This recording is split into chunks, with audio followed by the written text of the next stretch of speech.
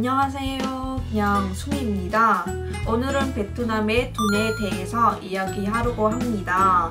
무엇부터 설명해야 하나 고민이 많았는데요. 베트남의 화폐 단위부터 지폐 속 인물까지 정보를 가지고 왔으니 끝까지 신청해 주시면 감사하겠습니다. 그럼 저랑 같이 베트남 화폐에 대해 알아보시죠. 먼저 당위입니다. 한국은 1000원, 2000원처럼 원으로 돈 표시하지만 베트남은 동이라고 표시합니다. 동정이라는 말에서 유래한 단위인데요. 그러나 베트남에서는 동정을 사용하지 않습니다. 2011년에는 동정의 생성이 중단되면서 현재는 동정을 거의 사용하지 않는 정도가 되었습니다. 다음으로는 현유인데요. 한국 돈과 베트남 돈은 약 20배 정도 차이가 납니다. 즉 한국의 1000원은 베트남의 2만 동과 비슷한 가치라고 생각하시면 되는 것 같습니다.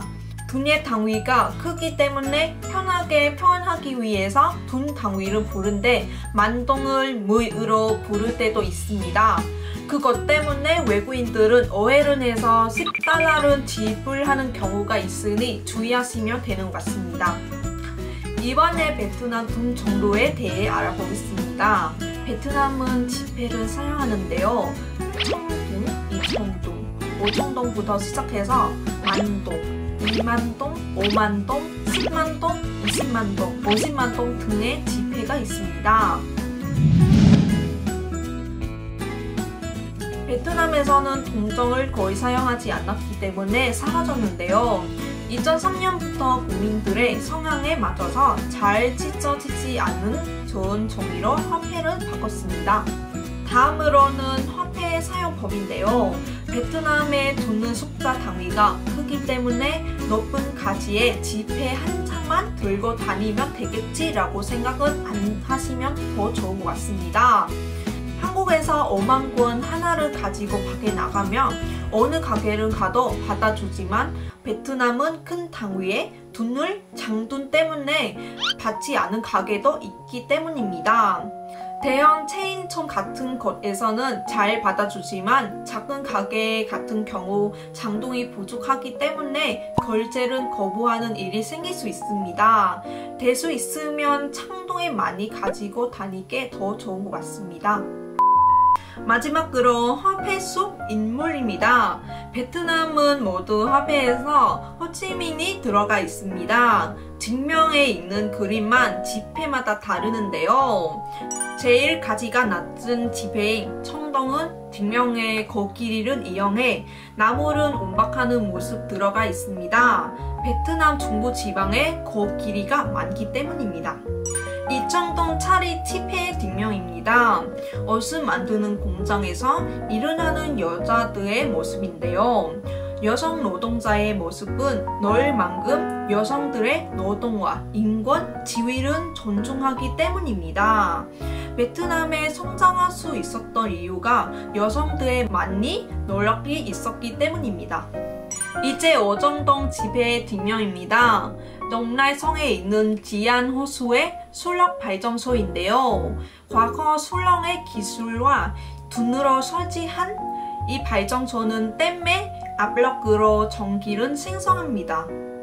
만동 지폐의 뒷면입니다. 석유 시조성의 모습이 담겨 있는데요. 뭉다오 해변과 무인의 해변 사이의 바다에 위치한 시조성입니다. 석유와 가스를 생산하는 요청입니다. 이만동의 지폐입니다. 허이안의 달이 사원입니다. 허이안의 유명한 관광지인데요. 이 다리는 과거 일본 상인들이 건설했다고 합니다. 다리의 출입구 부분에 개와 원숭이의 동상이 있는데요. 개 뒤에 해의 건설을 시작해서 원숭이 뒤에 해에 완성했기 때문이라는 주축이 있습니다. 오만동의 지폐 뒷면입니다. 베트남 중부 후에성 앞에 위치한 포옥방라오입니다. 이것은 왕의 중요한 명령을 걸러두거나 나라에서 진행하는 시험을 결과를 발표하는 것이기도 합니다. 왕과 왕의 가족들이 휴식을 하는 장소이기도 했습니다. 신만동 차리 칩의 뒷명은 베트남 최초의 대학교입니다.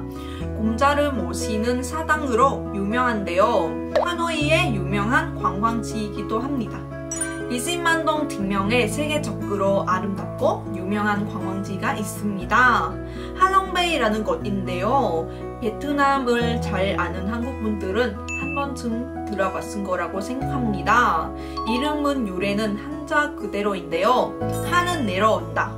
렁는 영이라는 뜻으로 하늘에서 내려온 영이라는 뜻을 갖고 있습니다.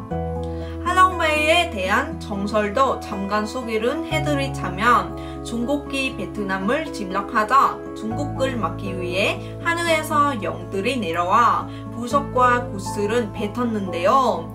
그것들이 둘이 되어 하롱만의 섬이 되었다고 합니다.